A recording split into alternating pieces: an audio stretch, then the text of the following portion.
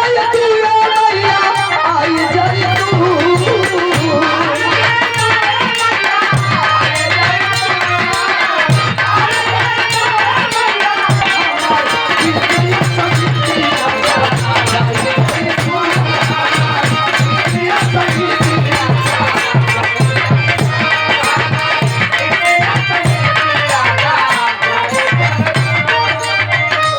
वंदना के आखिरी कड़ी में इशारा बा माई के बखान माई के चर्चा अगर पूरी रात कर जाए फिर भी कम पड़ी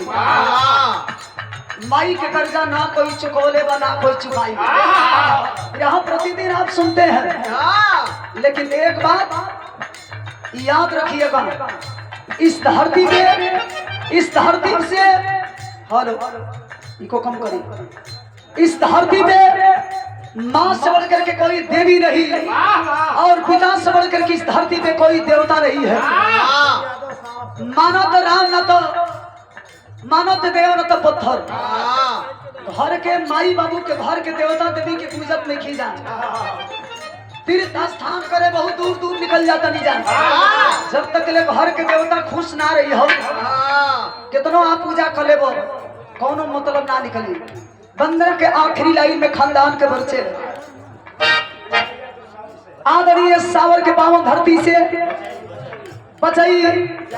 यादव जी सादर 50 रुपया देके स्वागत देने वाली बिरादर साहब के बहुत बहुत प्रणाम आशीर्वाद के प्रतीक्षा बा आखिरी वक्त में इशारा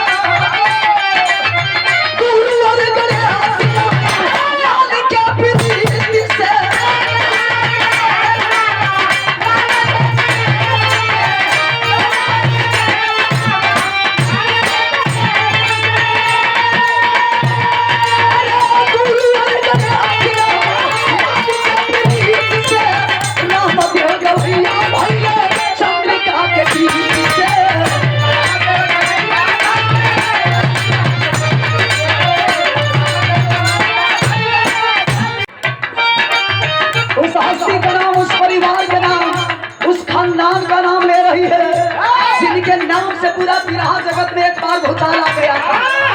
क्या बता रही है